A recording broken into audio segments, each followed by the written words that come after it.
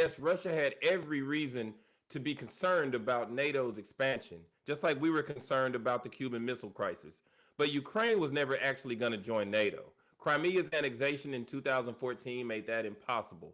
That conflict alone made Ukraine's chances of getting into NATO slim to none.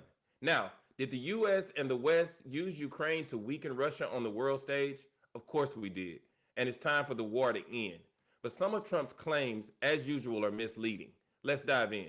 Not millions are dead. Though the death toll is tragically high, millions is an exaggeration, just like the claims of 350 billion spent by the US when the real number is more around 180 billion.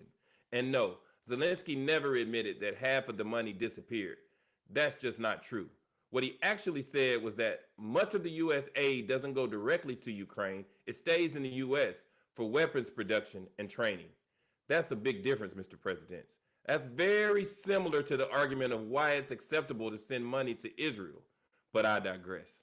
Then there's Trump's claim that Ukraine is destroyed, just like he said about Gaza. He wonders how people will even be able to live there. But do you remember just last week when he talked about precious minerals under Ukraine? That makes me think. Does he want to own those precious minerals the same way he says the U.S. should own Gaza?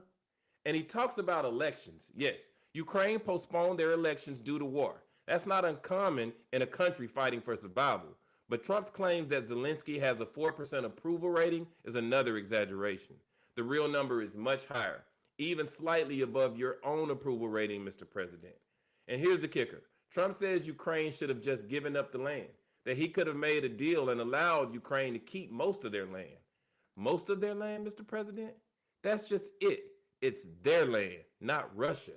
And so Ukraine chose to fight, just like we would if someone tried to take our land. Yes, the war must end, but let's not rewrite history about how it started. Ukraine didn't choose war. War was forced on them.